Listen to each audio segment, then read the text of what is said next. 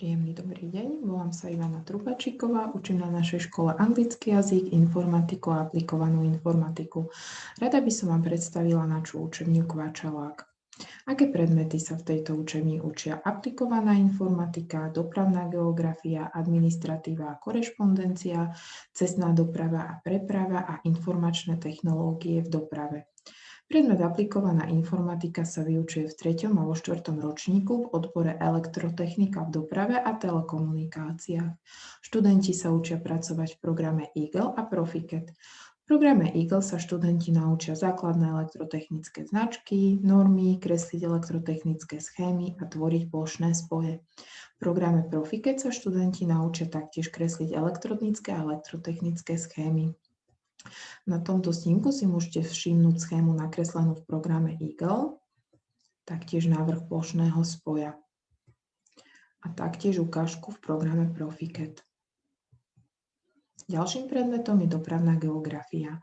Študenti 1. ročníka odborov technika prevádzka dopravy a prevádzka ekonomika dopravy sa naučia, ako zistiť najlepšiu trasu napríklad aj do Hamburgu a neocitnúť sa cestou v Kieve, že Ečka nemáme len v potravinách, ale aj na európskych trasách, kde v Európe sa vylodí veľký kontajner plný tovaru z Číny a ktoré druhy dopravných prostriedkov sa použijú, kým príde na miesto určenia.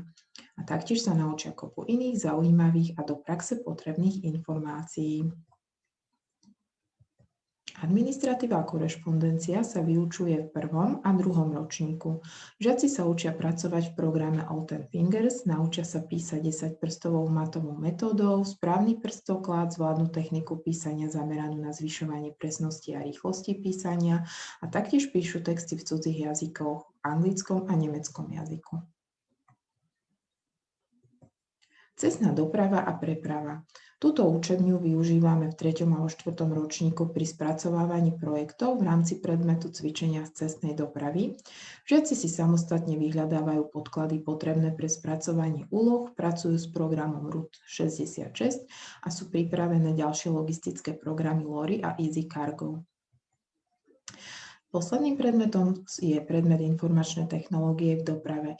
Žiaci odboru prevádzka ekonomika dopravy sa v 3. ročníku na tomto predmete naučia pracovať s rôznymi grafickými programami, napríklad AutoCAD, Prodesktop či Inventor. Vo 4. ročníku sa vystriedajú v počítačových učebniach pri rôznych odborných softvéroch, napríklad účtovných, ako Pohoda Cross, zasielateľských, skladových, logistických. Tiež sa naučia, ako komunikovať so štátnymi orgánmi, vyplňať žiadosti, získavať povolenia, hľadať potrebné informácie a iné. A prečo sa táto učebňa volá Kvačalák? Pretože všetko moderné technické vybavenie, softvér, ktoré sa v nej nachádzajú, sme zakúpili prostredníctvom nášho občianskeho združenia Kvačalák. A to len vďaka finančnej podpore rodičov, našich žiakov, našich absolventov, kolegov a sociálnych partnerov. A za to im veľmi pekne ďakujeme. Ďakujem vám za vašu pozornosť. Dovidenia.